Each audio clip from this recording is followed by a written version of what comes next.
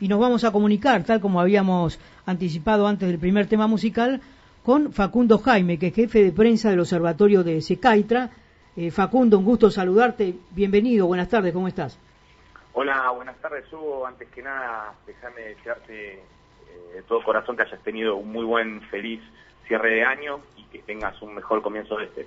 Gracias, Facundo, igualmente para vos y tu familia. ¿Y qué te parece si comenzamos hablando?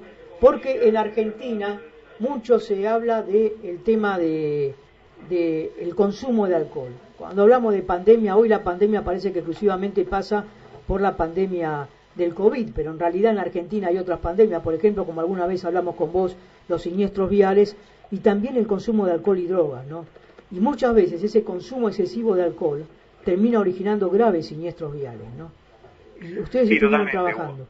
Hugo. Totalmente, Hugo. Este mes, siendo que enero y obviamente diciembre también son meses muy sensibles, en donde por las fiestas, por Navidad y por fin de año, generalmente se suelen constatar un mayor número de incidentes viales, de siniestros viales, mejor dicho, perdón, a causa del consumo de alcohol. Entonces, vimos muy interesante aprovechar este momento para tratar de, en un primer estudio, analizar cuál es el nivel de conocimiento que tiene la gente con respecto a la previsibilidad. Es decir, cómo prevén, eligieron prever el consumo de alcohol.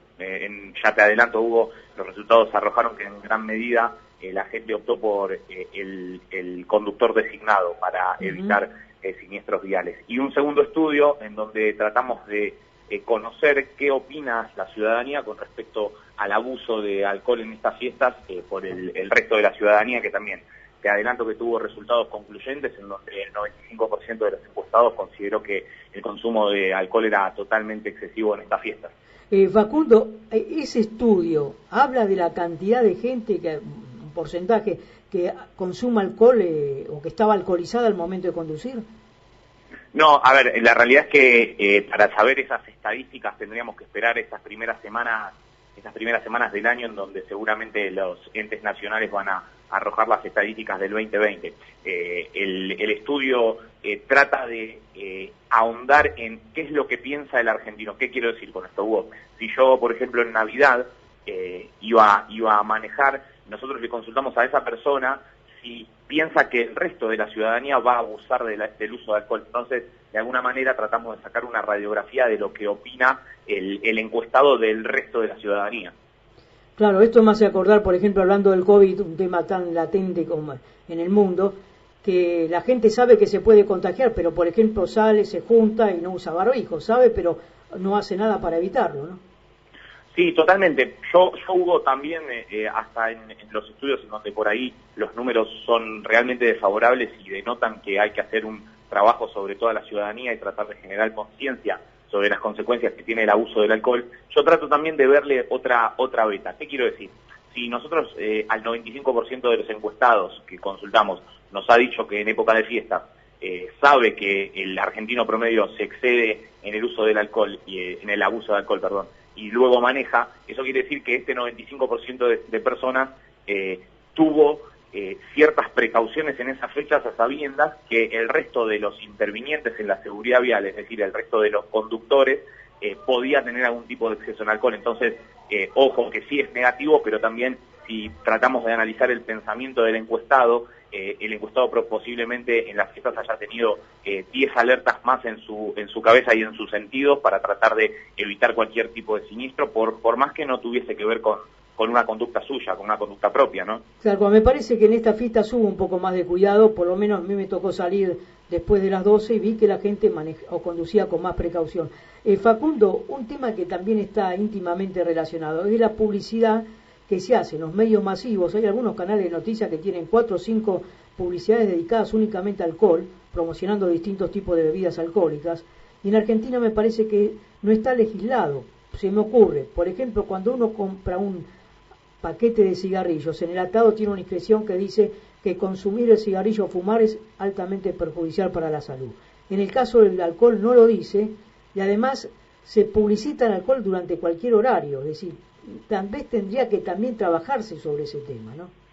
Sí, totalmente, es uno de los puntos por ahí a tratar de reforzar. Hugo, te adelanto lo que la norma argentina dice, es que la publicidad de bebidas alcohólicas no puede realizarse, por ejemplo, a la vera de una ruta, al igual que su expendio. Entonces, de alguna manera, ¿qué te quiero decir? Que el legislador está enterado del tema y ha abordado el tema. Obviamente yo comparto tu idea con que esto debería ser un poco más regulado para tratar de, a medida que vemos una evolución y una mejoría en los números, por ahí, bueno, se podría tratar de ir modificando conductas con este tipo de publicidad restringida, digamos, de alguna manera. Pero sin duda sería interesante tratar de ir avanzando sobre esa cuestión, tanto legislativa como educacionalmente, para que la gente sepa que conducir altera los 5 sentidos y cuando uno conduce tiene que tener sus 5 sentidos abocados a la conducción justamente. Incluso favorece también la conducción temeraria que tanto se habla, ¿no? Sí, sin duda. Esto no tiene que ver con opiniones, Hugo, sino que tiene que ver con estudios científicos que denotan que el exceso de alcohol genera actitudes temerarias en un conductor. Se le suele llamar el síndrome de Superman. La persona alcoholizada con un volante en la mano piensa que nada le va a pasar, que tiene sus sentidos aún mejor quizá que si no estuviese con algún tipo de sustancia encima, y esto no deja de estar bien alejado de la realidad y no ser cierto. Si me permitís, Facundo, para redondear, vamos a incorporar a la charla a Ernesto Arriaga, que está en la otra línea telefónica. Arriaga, muy buenas tardes, ¿cómo estás? Hola, Palomar, hola, Jaime. Bueno, te escucha Jaime, seguramente tenés algo para aportar y para consultar, ¿no? Hola, Jaime, ¿cómo está, amigo? Hola, buenas tardes, Arriaga. También buen comienzo de año para usted. Sí. Por el conocimiento que están siempre con el tema del alcohol, que es realmente muy oportuno. Contale a la audiencia cuál es el promedio general de cuánto dura el alcohol en sangre en una persona después de un asado. Bien, acá Hugo, Hugo y Arriaga, hay que tratar de ser lo más científico posible con respecto a este tema. Cuando a mí me consultan cuál es la medida o cuál es el tiempo del positivo en el alcoholímetro, yo trato de hacer referencia a que en todos los organismos, en todos los metabolismos, hay un procesamiento del alcohol distinto. Entonces, con respecto al tiempo y con respecto a la cantidad a consumir, la realidad es que esto hay un abanico de posibilidades muy importantes con respecto al peso, al sexo. Esto también es importante porque el cuerpo del hombre tiene más litros de sangre que el de mujeres. Entonces ahí sí soy muy cuidadoso porque es muy complicado establecer una regla general. La realidad es que hay que ver la persona, la franja etaria, el peso, la altura, el sexo, es decir, son diversas las variantes que pueden influir en que se procese más rápido o más lento el alcohol. Bien, Jaime. Arriaga, ¿tenés algún otro tipo de consulta? No, está muy claro. Bueno, Jaime, agradecerte este contacto, a ambos, Arriaga también, por supuesto, y seguramente vamos a volver, porque el observatorio de SECAITRA está trabajando intensamente, con distintas estadísticas que en definitiva son aportes para tratar de modificar esta triste realidad, ¿no?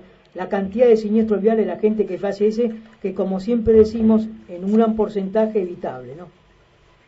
Bueno, Hugo y Arriaga, una última reflexión.